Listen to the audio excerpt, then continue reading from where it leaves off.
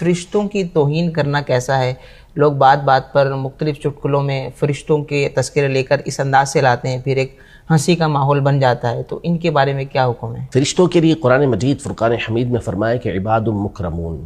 یہ اللہ پاک کے عزت والے بندے ہیں، یفعلون ما یؤمرون، جو اللہ پاک کی طرف سے حکم ہوتا ہے وہی بجا لاتے ہیں۔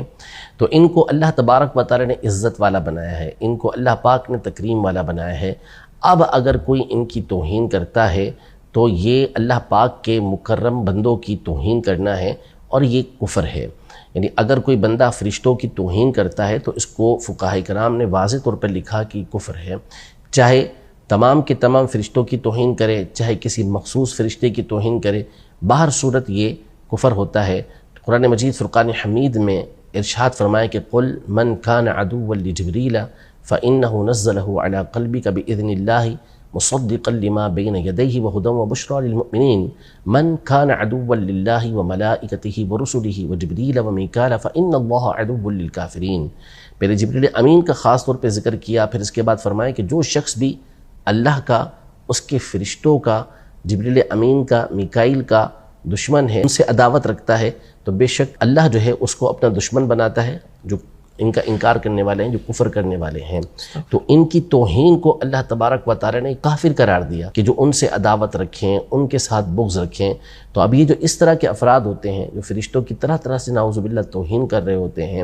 اور ایسے ایسے جملے کہہ رہے ہوتے ہیں، اور اس سے مخصوص صرف چند لوگوں کو ہنسانا اور اس کے ذریعے سے دنیا کی گھٹیا دولت کو حاصل کرنا، یہ ان کا مقصد ہوتا ہے، اور اس کے ذریعے وہ اپنی آخرت کو بیچ چکے ہوتے ہیں، اپنی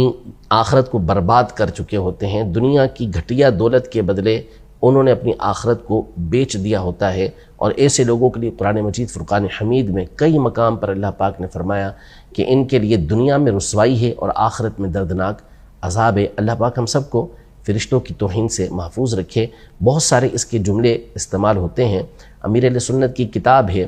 کفریہ کلمات کے بارے میں سوال جواب، اس میں مختلف چیپٹر ہیں کہ اللہ پاک کے بارے میں بعض اوقات کیسے کلمات بول دیے جاتے ہیں جو بندے کو دائرہ اسلام سے خارج کر دیتے ہیں، ایسے جملے بولے جاتے ہیں کہ جو انبیاء کرام علیہ السلام کی توہین پر مشتمل ہوتے ہیں اور بندہ دائرہ اسلام سے خارج ہو جاتا ہے۔ تو اسی میں فرشتوں کے حوالے سے بھی عقائد مذکور ہیں، ایسے کلمات بیان کیے گئے ہیں کہ جو بندے کو دائرہ اسلام سے خارج کر دیتے ہیں اور بندے کو پتہ بھی نہیں چلتا۔ تو اس لیے اپنی زبان کو ہر صورت میں